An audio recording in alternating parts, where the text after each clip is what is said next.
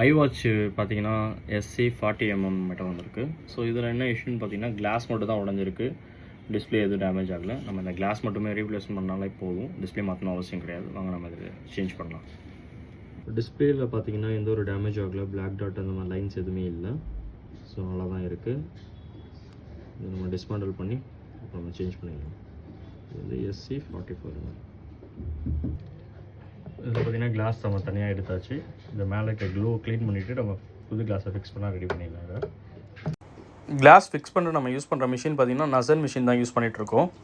நீங்கள் மொபைல் கடை வச்சுருக்கீங்கன்னா உங்களுக்கு இந்த மிஷின் வேணாங்க காண்டாக்ட் பண்ணுங்கள். வித் ட்ரைனிங்கும் நாங்கள் சொல்லி கொடுத்துட்ருக்கோம். கிளாஸ் மாற்றுறது எல்லாமே, iWatches, எட்ஜ் டிஸ்பிளே எல்லாமே இந்த மிஷினும் சேல் பண்ணிகிட்ருக்கோம். உங்களுக்கு இந்த மிஷின் வேணால் எங்களை காண்டாக்ட் பண்ணுங்கள். பார்த்திங்கன்னா இப்போ நம்ம இந்த வாட்சை பக்காவாக நம்ம ரெடி பண்ணியாச்சு. ப்ராப்பராக ஒர்க் ஆகுது. ஸோ உங்களுக்கு இந்த மாதிரி வாட்ச் டிஸ்பிளே எதுவும் கிளாஸ் மட்டும் உடஞ்சிருந்துச்சுன்னா எடுத்துருவாங்க.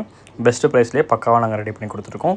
ஸ்க்ரீனில் நம்பர் இருக்குது, கால் பண்ணி கன்ஃபார்ம் பண்ணிட்டு வாங்க. மதியான டைமில் கால் பண்ணுங்கள், ஒரு 12 மணிக்கு மேலே.